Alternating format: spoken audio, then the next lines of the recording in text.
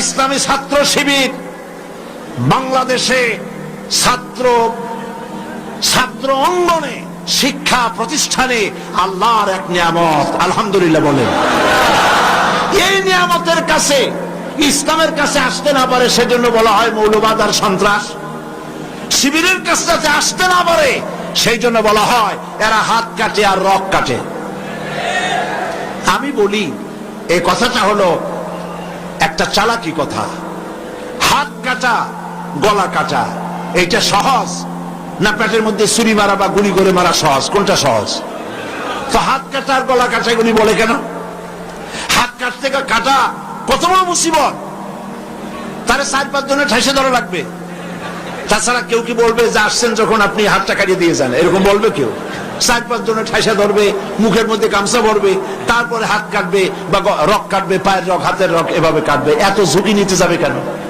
ছুরিটা, যে ছুরিটা দিয়ে হাতটা কাটবে ওই ছুরিটা পেটের মধ্যে মুখের মধ্যে ঢুকাই দিলেই তো সারলো। এটা বলে কেন? এই সহজ কাজটা করে না, রক কাটে গলা কাটে কেন বলে? এই কথাটা বলে প্যানিক সৃষ্টি করতে চায়। যে সমস্ত ছাত্র ছাত্রীরা দিন পেতে চায়, ইসলামে আসতে চায়, তারা যেন ইসলামী ছাত্র শিবিরের কাছে আসতে না পারে তার জন্য ষড়যন্ত্রমূলক এই বদনাম তারা দেশ শুদ্ধ জড়াইছে। কিছুই করতে পারবে না ইনশাআল্লাহ, এগুলি করে কিছু করতে পারবে না। 119 জন শিবিরের নেতা কর্মী শাহাদাতের নজরানা আল্লাহর দরবারে পেশ করেছে।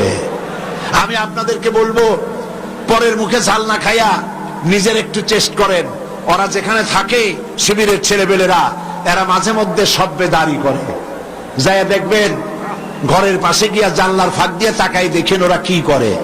এরা মাদ্রাসায় পড়ে নাই, কলেজে বিশ্ববিদ্যালয় পড়ে, হয়তো দাড়ি টাড়িও এ পর্যন্ত অনেকে রাখতে পারে নাই, কিন্তু যাই দেখবেন বস্তা ছেঁড়া হইলেও বালাম চাউলে ভরা, উপরে রং কাঁচা থাকলেও ভিতরে পাকা আম। ভিতরে যাই দেখবেন রাতের বেলা যখন তারা সব্বেদারি করে, তাহাজ্জুদের নামাজ পড়ে, সাহাবায়ে কেরামদের জীবনী আলোচনা করে আর মুনাজাত করে, সারা রাত কিভাবে ওরা কান্দে একটু তাকায় দেখেন। এই চোখের পানি তারা আল্লাহর জন্য দেয়, দিন প্রতিষ্ঠার জন্য কাজ করে। সুতরাং এদের সাথে শত্রুতা না করে এই কাজগুলি, সন্তান যদি ভালো বানাতে চান, শিক্ষাঙ্গনে সন্ত্রাসী কারা সেদিকে তাকায় দেখেন, আর সন্ত্রাস কম করে কারা তাদেরকে দেখেন, সন্ত্রাস করে না কারা তাদেরকে দেখেন। এই জন্য সন্তান যদি ভালো বানাতে চান ছেলেদেরকে, তাহলে এই লাইনে দেন। মেয়েদেরকে যদি ভালো বানাতে চান এই পরিবেশে ছাত্রী সংস্থার সাথে দিয়ে দেন।